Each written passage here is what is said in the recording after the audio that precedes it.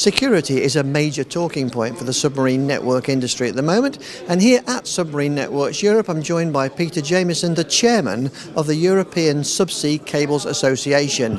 Peter, give us the association's perspective on security in undersea cables.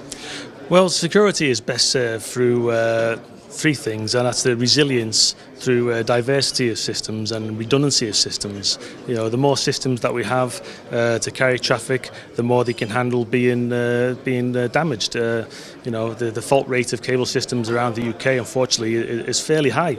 But customers would never notice that because they're fixed very quickly, and there's a lot of systems that can take the traffic. Yeah, that's an interesting point. I mean, generally, this has got to be a bit of a, not exactly a boom time, but potentially a boom time for submarine cables with, you know, 5G, IoT, big demand for capacity. Oh, absolutely. I mean, we've been living off the remnants of the dot-com boom way back in the early 90s, and now the past few years we've been seeing new systems go in. You know, 3 new transatlantic systems, another transatlantic system planned, you know, supported by the OTT players and the content providers. So yeah, it really is an exciting time for the industry. Tell us a bit about the association.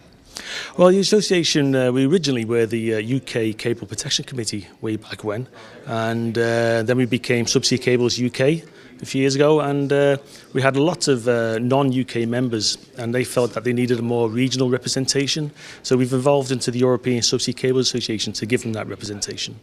And what sort of work do you guys do? I know you meet quite regularly, you've got work areas, working very hard for the sake of the industry. Give us a few highlights.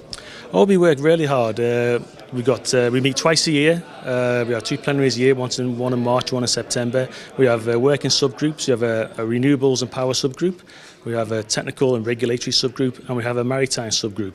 And we work with regulators, for example, with the MMO in the UK. We've been worked really hard, and we produce a joint desk note together, which will really help people who want to land the cables in the UK know exactly what it is they have to do to meet the regulators' requirements in the UK.